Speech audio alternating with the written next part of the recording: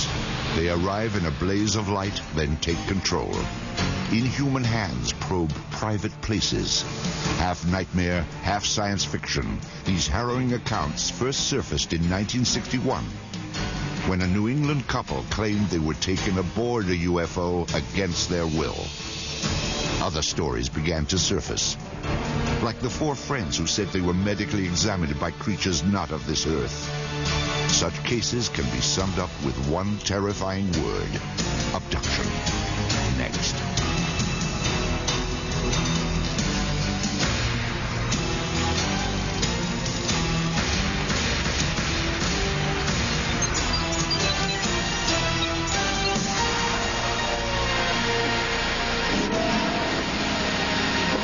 Encounter with Greys.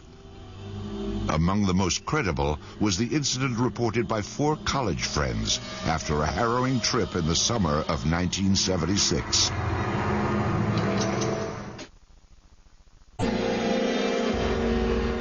Betty and Barney Hill's abduction experience in September 1961 was the first such case reported in the United States.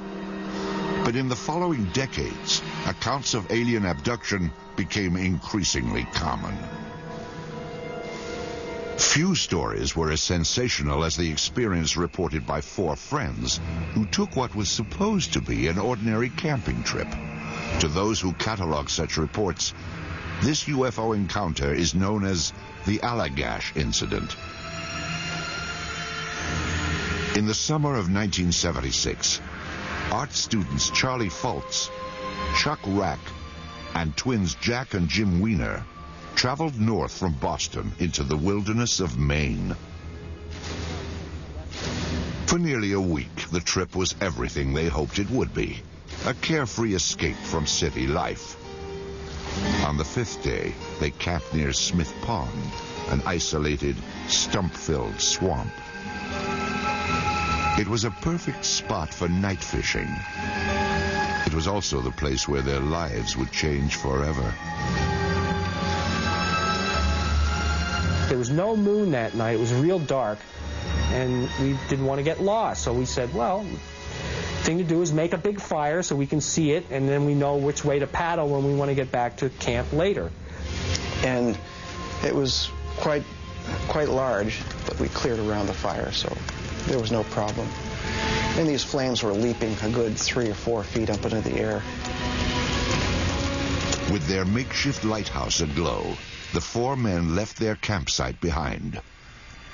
They paddled several hundred yards out into the pond, headed for a night of fishing they would never forget, and one they would later illustrate in their artwork. I remember being in the back of the canoe, paddling leisurely. The 2 twins were in the middle. Charlie was in the front. And I remember they were having a conversation, and I was focusing on the night and the lake and the water. And I began to feel observed. And then all of a sudden, Chuck Rack, who was at the back of the canoe, said, holy mackerel, what the hell is that?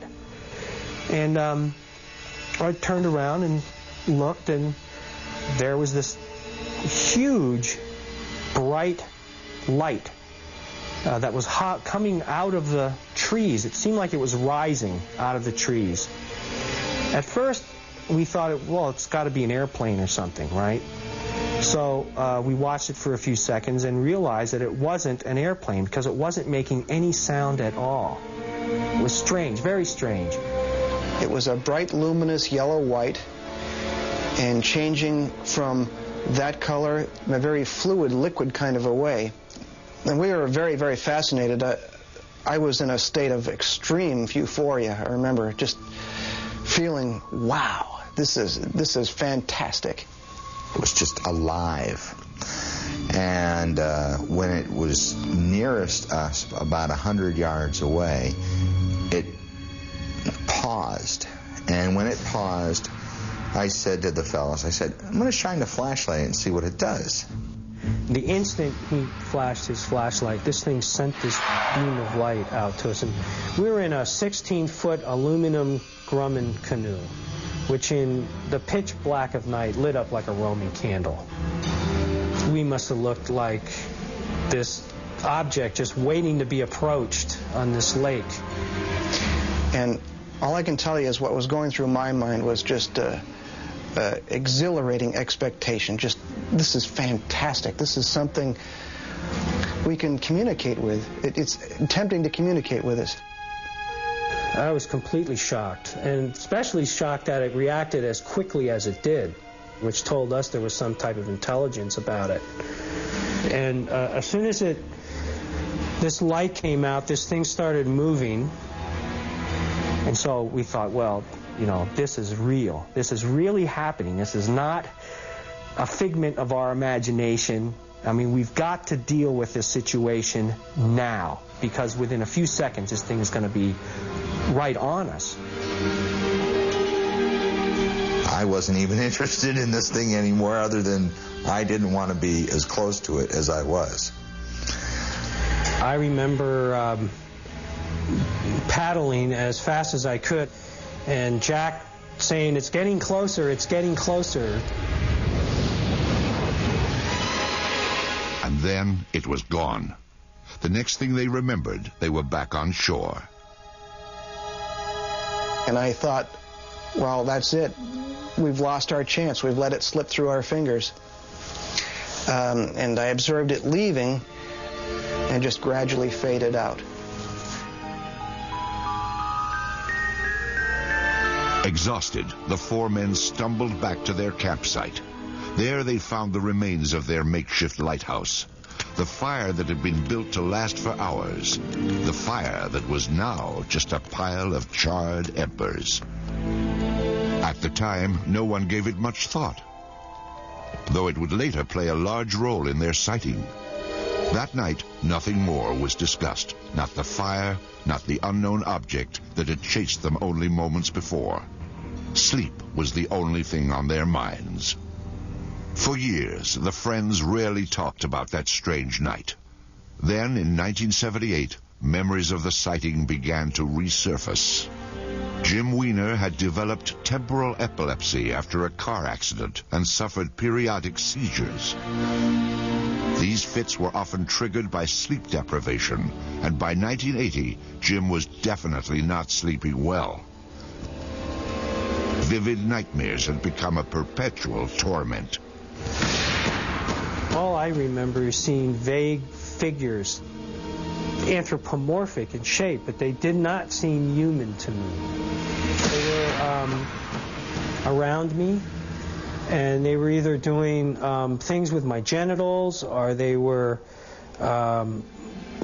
prodding me with some types of instruments. There was an extreme feeling of malevolence. I mean, I was absolutely always felt terrified in this situation. For a time, Jim kept his nightmares secret. Then he confided in his brother. Jack Weiner's reaction was totally unexpected. So he starts telling me this, my nightmare, on the phone, and I go, holy mackerel, I've been having the same nightmares. What is going on here? There was no apparent explanation, but Jim was getting worse, his doctors growing more concerned. Repeatedly, they asked Jim what was wrong, and he finally revealed the nightmares. A psychiatrist working on the case said it sounded like an abduction experience. The doctor suggested that Jim speak to Ray Fowler, a UFO researcher. Jim repeated his story. Fowler took it seriously. Later, the other three also underwent hypnosis. Finally, 4 years after the incident, the details of that terrifying August night would emerge. When four college friends set off for a camping trip in August of 1976, they never dreamed they would end up at the epicenter of one of the most famous cases in UFO history. They all remembered paddling onto a pond and seeing a spectacular light in the sky. Then it came closer, far too close for comfort. The next thing the men recalled was standing on shore. Only later would they suspect that something more sinister had taken place. Regression hypnosis revealed that the four friends had apparently endured a horrific episode known as an alien abduction. It began with the menacing approach of a UFO. One of the things I remembered very clearly was Jack saying that it's gaining on us. And I remember suddenly being enveloped in this tube of light. And I remembered looking up, and I was thinking about, what the heck is that up there? You know, like, what's up there? And that took a few seconds, and then I looked back again, and Chuck Rack's gone. The last thing I remembered was having both hands on the side of the canoe, looking out at the water to see if Chuck was in the water, and then not seeing him and thinking, oh my God, you know, what happened to Chuck? And then looking up, and then the next thing I remembered was this just intense feeling of almost like I was coming apart or something. That's the only way I can describe it. Then the next thing I remembered was being on my back in this hazy environment, which was just like this nightmare that I'd been having. All four friends seem to recall a similar traumatic experience. I'm lying on my back, and I'm disoriented. I'm not sure where I am. As I'm forcing and struggling to get up, a face appears and looks straight down at They reminded me of insects. I remember thinking, my God, these things look like bugs. They had like large eyes, almost like ants have. They could have been goggles for all I know, but and they had some kind of clothing on, like spandex. I became focused on this thing's hand and realizing that it was not a hand like ours at all. And this one had me by the wrist, and he was holding my arm up, and he had something else in his hand. But I didn't like the looks of it. And I remember thinking, oh boy, here we go. This is it. I got 5 seconds to live. They're going to cut me open. They're going to dissect me, whatever. I just want to get out of here. Get me out of here. It would take hours under hypnosis before the four men fully detailed the alien examinations. Later, they recalled the peculiar events that brought them back down to Earth. They moved us again into this other space, this room. Then this area in front of me started changing somehow. It was doing something. It was some type of machine or something. It was very strange. And the last thing I remembered thinking was, here we go. I don't know what's going to happen next, but something is happening. Under regressive hypnosis, I remember the aliens trying to put me in the canoe. There was one of them standing in the canoe over me, trying to adjust my position in the back of the canoe, and another one was sort of waist deep in the water right next to me. And then they tried to position Jim Wiener in front of me, but he's heavier, and they were having a hard time with him. And then the other two were beamed right on land, and then Jim got out to join them. As their recollections took shape, the four men learned why their roaring campfire had seemed to burn out so quickly. To those who investigate abduction cases, it's known as missing time. Perhaps as much as 3 hours had passed during the abduction, from the time the men first saw the UFO until the time they found themselves standing on the beach. Meanwhile, their fire had burned down to embers. Hypnosis had restored their recollections of the missing time with unsparing intensity. But now there was no hiding from the memories, no hiding from the trauma of what had apparently happened at Smith Pond.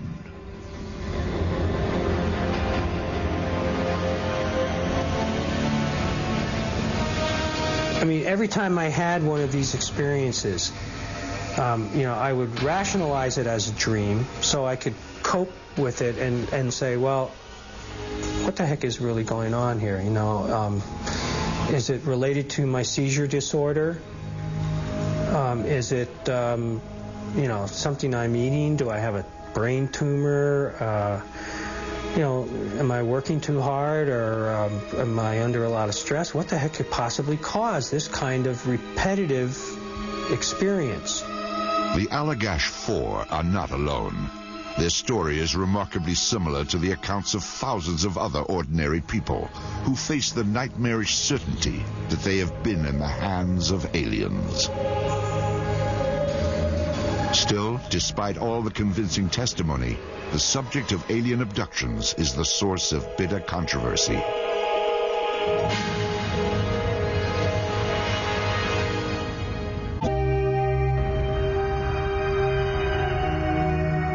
As sensational as the Allagash incident may seem, it is simply one of the thousands of abduction cases that have been reported. Among UFO researchers, it is regarded as a reliable report with solid eyewitness testimony. Indeed, for those who have examined the case closely, it confirms that at least some people have come face to face with alien creatures.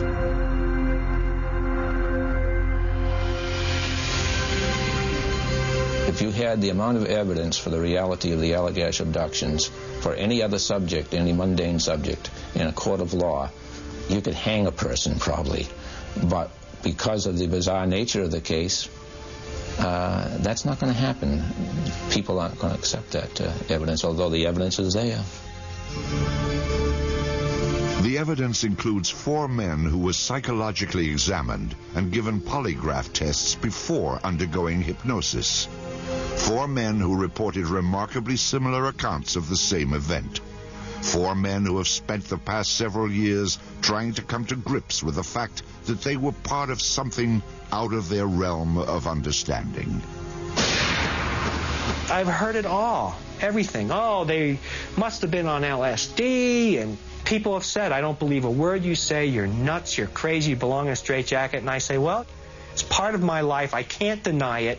And one of the things that's really weird is that you find yourself getting used to the idea that you've been abducted, and that's weird in itself. I mean, how do you get used to something like that? It has been over 20 years since the alleged encounter.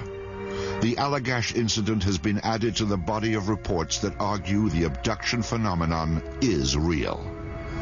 But this case is not without its own controversy.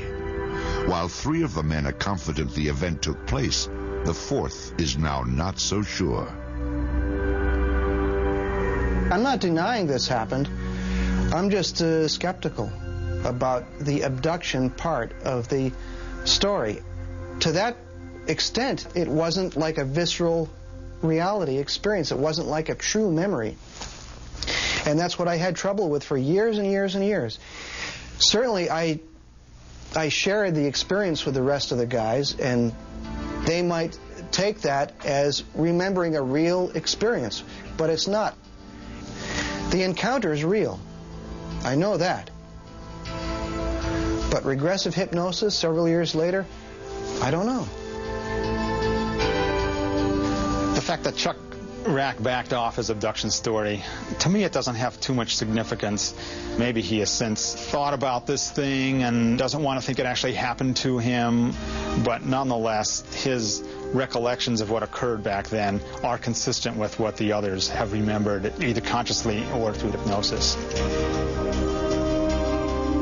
However, researchers like Kevin Randall, who is convinced that UFOs are real, continue to question the Allagash abduction. They clearly had a UFO sighting. Clearly that event took place. But we've now blurred the boundary between reality and fantasy. We worked for thousands of years so that we understood that dreams were dreams. They were fantasy. They were not necessarily a reflection of reality. And yet in abduction research, if you dream about being abducted, well, that's all accurate information. And we've got to get back and take a solid psychological look at this. Yet, not all abductions can be written off as dreams. In fact, neither Betty and Barney Hill nor the Allagash Four were even asleep when their abduction was said to have taken place.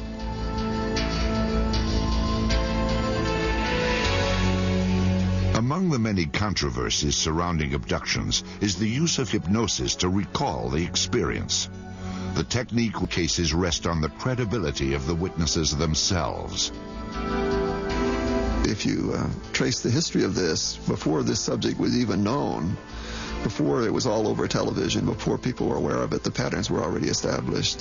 So it seems to me there are only two apparent possible explanations for this. Either they really are being abducted, or there is some totally unprecedented, unknown mass hallucination or delusion going on, and that should be of great interest to science, too.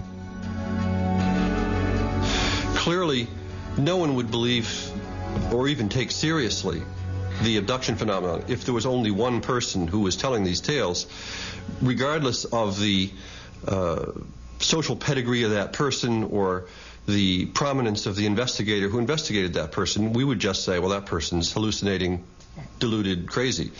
So the reason that the abduction phenomenon is a phenomenon is that many people report abductions with conviction, and that they report similar details of the experience. So the question is, where does this consistency of storyline arise from? Even if people were hallucinating, why are the hallucinations the same?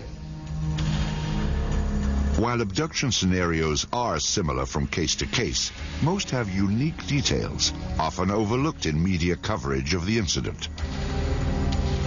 For example, in the Betty and Barney Hill abduction, it was not generally reported that Barney had dentures.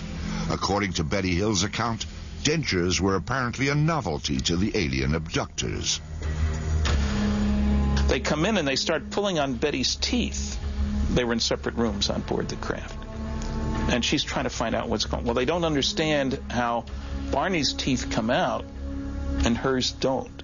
Now, who would make up a story like that? The human brain is the most complex object known of in the universe. We know of nothing more complex. And it produces a vast range of conscious states, mind states. So somebody's driving along, and they've been driving at night for hours upon hours upon hours. They go into trance. And the next thing they know, they're being miraculously floated off up into a spaceship. If you look at the idea of floating off to a spaceship, you are looking at perfect description of an out-of-body experience, a lucid dream experience. There's a whole gamut, a whole range of sleep disorders that fit in absolute detail everything that an abductee describes. What we have is a total ignorance of these states of consciousness. These states of consciousness include not only lucid dreams and out-of-body experiences, but sleep paralysis and near-death experiences as well. All are currently being researched. None are yet fully understood. Perhaps such alternate states of consciousness will prove to be the underlying cause of purported alien encounters. However, in the event such research can't explain away abductions, most people still won't find it any easier to accept that these bizarre events truly occur. We've been conditioned to believe certain things as regarding what society, what scientists, what theologians tell us exists and what doesn't exist. And when something intrudes into this reality and doesn't fit, it's taboo because people don't want to accept this because it affects their worldview. So this goes across science, theology, you name it. It's very hard to accept things that just don't fit our preconceived notions of what should be and what shouldn't be. What is the truth about alien abductions? While some believe that the explanation lies in some distant galaxy, at least one alien abductions have been reported now for well over 30 years. Many are described in chilling detail by extremely credible eyewitnesses. Yet one fundamental question persists. Are these truly real experiences, or are they somehow imagined?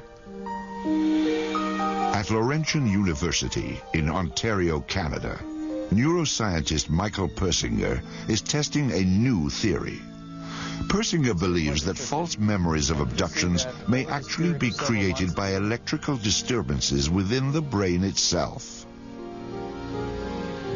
This is a human brain. Electrically stimulated, it will conjure up mental images resembling alien abductions. To test his theory, Dr. Persinger designed a special laboratory where volunteers can be subjected to controlled electrical brain stimulation. Secure. Get the thing off. Okay.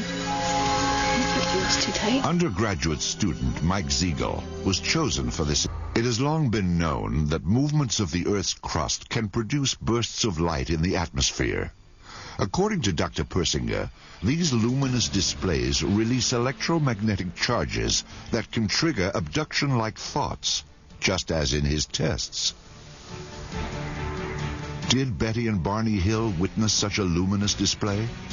Are abductees like the Allagash Four victims of a similar flash of energy? The duration of the events, they're not just brief bursts of things. They're very elaborate, detailed stories. The Hill case, the Allagash case, and hundreds of other cases. They often involve other people.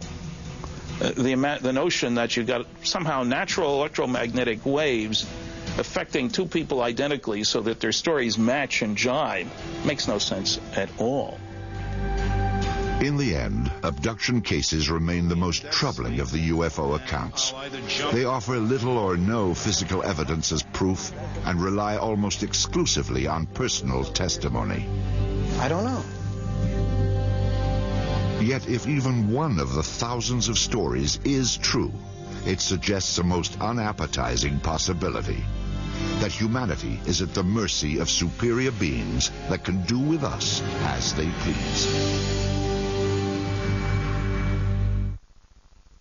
Tonight on Heavy Metal Friday, when Saddam deployed his tanks in the Gulf War, what was waiting for him? A revolution in speed and firepower that destroyed his tanks before they even knew what hit them. An American marvel, the M1 Abrams super tank on Heavy Metal Friday, tonight at 9 on the History Channel.